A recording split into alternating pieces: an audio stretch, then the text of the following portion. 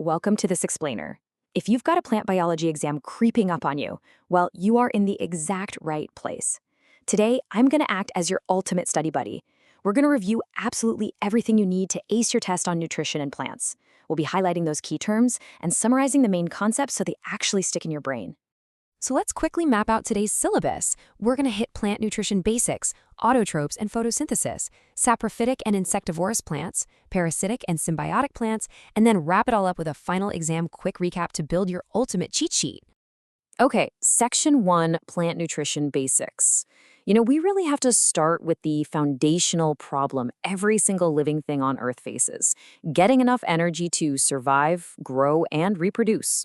On your exam, you're absolutely going to need to define this concept. Nutrition, and I want you to mentally bold that word, is the process by which organisms take in food and actually utilize it to carry out life-sustaining activities. I mean, food provides the literal fuel for vital functions like growth, development, excretion, and repairing damaged tissue. It's all about taking in nutrients like carbs, proteins, vitamins, fats, and minerals and putting them to work. And look, this perfectly illustrates the two main branches you literally have to memorize for the test. It's a fundamental split. On one side, we have autotrophic nutrition, where organisms actually prepare their own food. On the other side, we have heterotrophic nutrition, where organisms depend directly or even indirectly on green plants for their food. Master this basic split, and the rest of the exam is just filling in the details. Moving on to Section 2, Autotrophs and Photosynthesis. Let's look at the ultimate self-starters of the natural world. Now, here's a little etymology hack to help you memorize this. The word autotroph is basically just two Greek words smashed together. Auto means self, and troph means nutrition. So autotrophs are simply organisms that synthesize or prepare their own food. Green plants are for sure the most famous autotrophs out there. So how do they actually do it? Through photosynthesis, right? Coined by American botanist Charles Barnes. If we use those root words again, photo means light, and synthesis means combination. Now, to pull off this incredible light combination, plants need 4 essential raw materials. Commit these to memory: light from the sun, carbon dioxide from the air, water drawn up from the ground, and chlorophyll, which is that green pigment inside the plant. If you trace the path on this diagram, you can see exactly how the magic happens. The plant draws up water and minerals through its roots, the leaves take in carbon dioxide, then, bam! Sunlight hits the chlorophyll in the leaves. That provides the energy required to convert solar energy into chemical energy, creating sugar, which is the plant's food, and releasing oxygen right back into the air. But wait, we said leaves take in carbon dioxide. How does air actually get inside a solid leaf? Well, enter the stomata. These are tiny, tiny pores right on the surface of the leaves, and they're surrounded by these things called guard cells. These guard cells literally control the opening and closing of the stomata. Think of the stomata as the actual doorways for the carbon dioxide we exhale, letting it right into the plant's food factory. Okay, time for a quick pop quiz to test your gut instincts before we move to the other side of the plant kingdom. What if a plant just doesn't have green leaves? What if it totally lacks chlorophyll? How on earth does it get its nutrition? That brings us to Section 3, saprophytic and insectivorous plants. This is where things get wild, as we look at the heterotrophs that survive in some incredibly unexpected ways. First up in the heterotroph family, we've got the saprophytes. Definitely highlight that word in your notes. Saprophytes have no leaves, no stems, no roots, and absolutely zero chlorophyll. Since they can't make their own food, they feed on dead and decaying organic matter. They do this by literally secreting digestive enzymes right onto the dead stuff, rotting it down into simpler substances that they can easily absorb. Just lock this image into your brain for the exam. Common mushrooms, or, that bread mold you sometimes find in the kitchen, those are classic examples of fungi acting as saprophytes. Fungal spores just float freely in the air, and when the weather gets hot and humid, they land on food items and germinate. So, while some plants rely on dead stuff, others are literal active hunters. These are your insectivorous plants.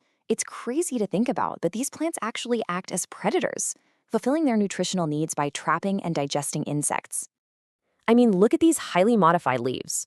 Take the pitcher plant, for example. Its leaf forms a deadly pitcher with a lid that closes up to keep rainwater out. When an insect lands, downward pointing hairs direct it inside to be digested. Or picture the Venus flytrap. When a bug touches those internal hair triggers, the leaves snap shut in literally seconds. Bladderwort and sundew are a couple other great examples to remember. All right, here's another quick pop quiz for you to transition us into the final two types of heterotrophic nutrition. We've seen plants eat dead things, and we've seen them eat insects. But are there plants that actively steal from or even team up with other living plants? The answer is a resounding yes. Section 4, Parasitic and Symbiotic Plants. Let's talk about the freeloaders and the team players.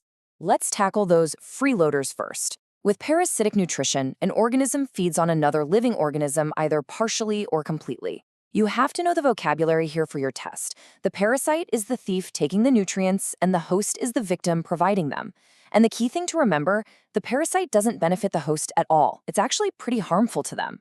Use these as real-world anchors for your test. You've got mistletoe, which actually has green leaves and can photosynthesize, but it's a partial parasite because it taps into a host tree to steal extra water and minerals. Then you have the famous Rafflesia plant in Southeast Asia. It's entirely parasitic. And fun fact, it produces the biggest, heaviest flowers on Earth, entirely powered by stolen nutrients. No way, right? Now, on the total opposite end of the spectrum, we've got the team players. Symbiosis is a mutually beneficial relationship. Underline mutually beneficial. Unlike those parasites that harm their host, in symbiotic nutrition, two organisms live together to share shelter, water, and nutrients, and both sides win. This is teamwork at its finest. Look at lichen. It's not actually one organism. It's a symbiotic relationship between an algae and a fungus.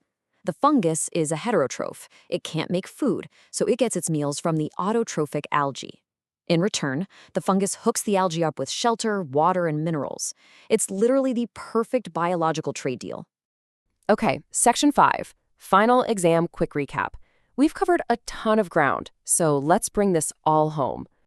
Seriously, take a mental screenshot of this cheat sheet. It compares our 4 types of heterotrophs. Number 1, saprophytes. Food source, dead and decaying matter. Example, mushrooms. Number 2, insectivores. Food source, insects. Example, Venus flytraps. Number 3, parasites. Food source, living hosts. Example, mistletoe. And number 4, symbionts. Food source, shared resources in a mutual partnership. Example, lichen. Review this right before you walk into your test. To wrap up, I want to leave you with one final fascinating thought. Think about farmers who constantly have to add fertilizer to their soil because plants just suck up all the nutrients. Now, nitrogen is the most abundant gas in the air, but plants can't absorb it directly.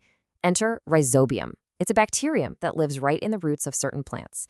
It grabs atmospheric nitrogen and converts it into a usable form for the plant. In return, the plant feeds the bacteria.